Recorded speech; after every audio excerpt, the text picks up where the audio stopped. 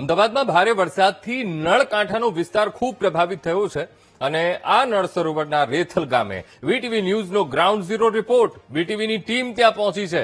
જ્યાં તંત્ર પણ નથી પહોંચ્યું ત્યાં સૌથી પહેલા વીટીવી ન્યૂઝ પહોંચ્યું. વરસાદના વિરામ પછી પણ રેથલ ગામ હજુ પણ પાણીમાં ગરકાવ છે.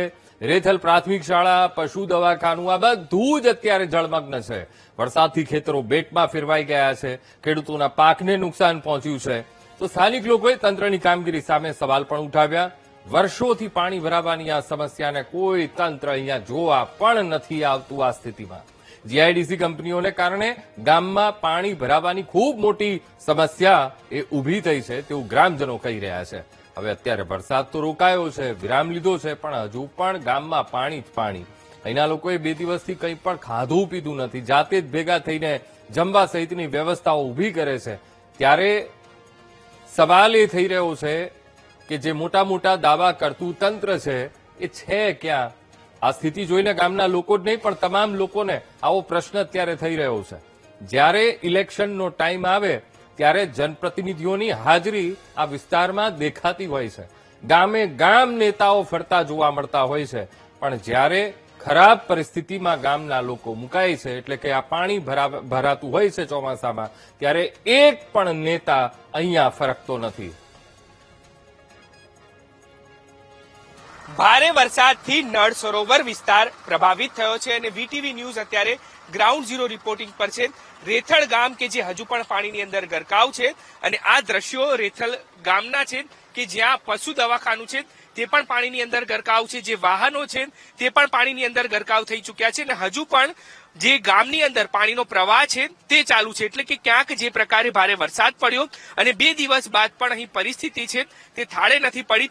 જો અહીંથી બહાર જવું હોય તો ટ્રેક્ટર મારફતે જઈ શકાય છે. એટલે કે ક્યાંક જે રેથલ ગામ છે તે ભારે હાલાકીનો સામનો કરી રહ્યું છે અને અહીંના સ્થાનિકો છે તે પણ પારાવાર હાલાકી ભોગવી રહ્યા છે.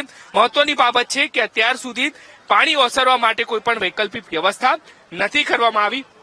ગ્રામજનો આપણી સાથે છે, તેમની સાથે આપણે વાત કરવાનો પ્રયાસ કરીશું. ડેલિગેટ છે તેમની સાથે પહેલા વાત કરીશું. શું નામ છે આપનું? ગોયલ મનુભાઈ. મનુભાઈ, જે પ્રકારે અત્યારે પરિસ્થિતિ થઈ, ભારે વરસાદ થયો, હજુ પણ પાણી ગામની અંદર છે, લોકોને જવું હોય તો ટ્રેક્ટર મારફતે જઈ શકે છે. કેવા પ્રકારની અહીંયા પરિસ્થિતિ હતી અને કઈ રીતે એનો સામનો કર્યો? પરિસ્થિતિ અત્યંત ભયંકર હતી. ઓછામાં ઓછા 2,000 માણસો પ્રભાવિત થયા છે અને એ લોકોએ ચૂલા 3 દિવસથી સળગાયા નથી. એવી પરિસ્થિતિ ભયંકર છે. ગામ લોકોનો પણ સારો એવો સહકાર છે કે જે પ્રભાવિત લોકોને આજુબાજુ જગ્યાએ ખસેડ્યા છે. પણ છતાંય આ પરિસ્થિતિ વર્ષોથી છે. આ પાણીની સમસ્યા રહી એ વર્ષોથી છે. સરકારે આનો યોગ્ય નિકાલ કરવો જોઈએ.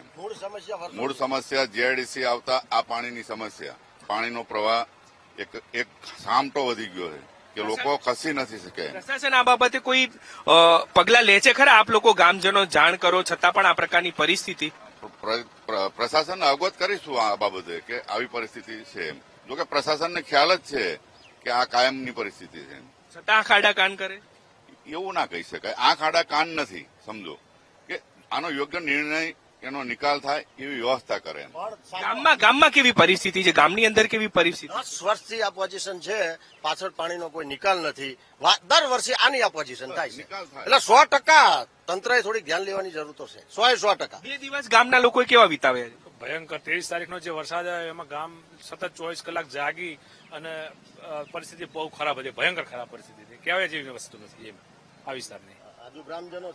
ગ્રામજનો છે તેમની સાથે પણ આપણે વાત કરવાનો પ્રયાસ કરીશું. તમારા 2 દિવસ કેવા વીત્યા? હજુ પણ આ પાણી છે, તમારે જવું હોય તો કોઈ સાધન જઈ શકે છે? સાધન નહીં, ઓનલી ટ્રેક્ટર જ ખાલી. ટ્રેક્ટર સિવાય કઈ જ નહીં, ગાડી નહીં, કઈ બાઇક નહીં અને લાઇટ પણ 3 દિવસની નથી. આજ આવી બહુ અતિ પાણી આવી ગયું છે. પ્રશાસનની કામગીરી પ્રશાસન તો હજુ કોઈ દુકાનો જ નથી. આવશે એવી આશા રાખવી અને રજૂઆત કરશું. પણ આગળ પાણી ઉતરી જશે પછી આવશે. પછી ચોક્કસ. બિલકુલ. તો આ પ્રકારની પરિસ્થિતિ, જે નુકસાન છે તે દ્રશ્યોમાં જોઈ શકાય છે કે રેથલ ગામની અંદર હજુ પણ પાણી છે અને આ પાણી ઓસર્યા નથી. ખેતરો બેટમાં ફેરવાઈ ચૂક્યા છે.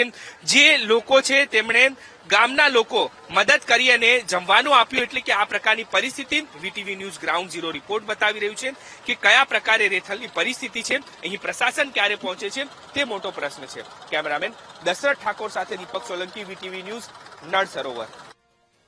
તો નળકાંઠાના અમે આપને આ રેથલ ગામના દ્રશ્યો બતાવી રહ્યા છીએ. વરસાદે હવે વિરામ લઈ લીધો છે, પણ આ જે નળકાંઠાનો આખો જે પટ્ટો છે એ હજુ પણ પાણીમાં ગરકાવ છે. આ એક ગામ નહીં, હજુ પણ એવા ગામ છે, અન્ય ઘણા બધા એવા ગામ છે કે જ્યાં પાણી ઓસર્યા નથી, પાણી હજુ પણ ભરાયેલા છે. મુખ્ય રસ્તાઓ પાણીમાં ગરકાવ થયા છે, જેના કારણે ગ્રામજનો મુશ્કેલીમાં મુકાયા છે. અમે આપને આ દ્રશ્યો બતાવી રહ્યા છીએ નળ સરોવરના રેથલ ગામના. અને આ રેથલ ગામના લોકોની પરિસ્થિતિ ખૂબ અત્યારે દયનીય બની છે. સતત જે વરસાદ પડ્યો, વરસાદને કારણે સતત પાણી આવતું રહ્યું, પણ અત્યારે જળભરાવની સ્થિતિ આ ગામમાં ઊભી થઈ છે.